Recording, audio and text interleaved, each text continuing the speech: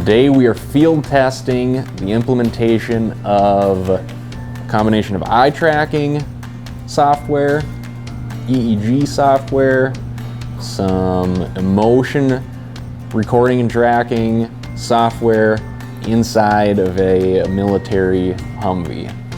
And the point of this trip is to try to do all of those three things simultaneously together in one place and out in the field. We've used a lot of these things in the lab in the past, but this has been a great opportunity to do it in a live drive environment with different weather conditions, different temperatures, and driving through different types of terrain. Well, we have an array of cameras that are set up around the cab of the vehicle.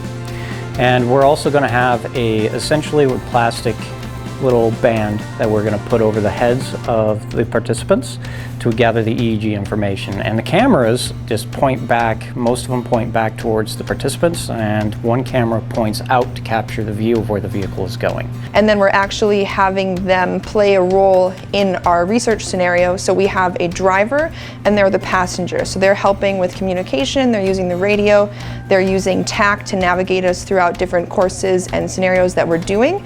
Measure the task load of the driver, measure the task load of the passenger, and see whether the driver can take over some of the aspects that the passenger is taking over.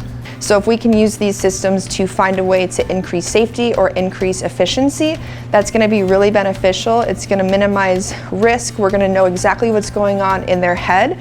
And we might even find instances where somebody said, that was really easy for me, but we have contrary measures saying that it was actually incredibly tasking. A lot of times in research, people will self-report things that aren't exactly what they're experiencing. And so using this tech allows us to kind of bypass that bias and see biologically and physiologically what's actually going on. This is the first time these systems have been put together for this purpose inside of a Humvee. So we're working out the quirks.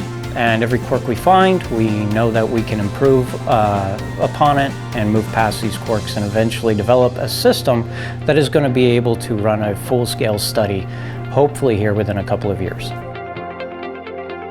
In addition to using multiple systems, there's also multiple teams that go into this project. We are psychology, aviation, engineering, electrical engineering, mechanical engineering. We have computer scientists on the team, and I think a lot of times people don't always get the chance to do interdisciplinary research in industry. My task is to take Camp Grafton South and make it into a virtual environment.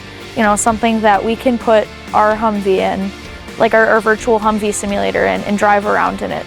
And it's great because personally for me, I feel like this is a great experience because I get a lot of helpful real-world experience. Well, it's a good experience to be able to work with a lot of different people and experience different majors and see their takes on things, and then I'm also allowed to help try and solve problems and add my input, and you feel like they value your input as much as you value theirs.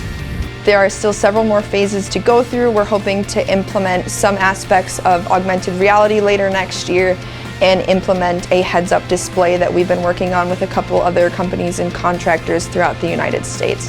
So it's a really big team and it's a really big project, and being able to work on something like this is really beneficial to us as students and researchers, and will hopefully help really jump our careers later on too.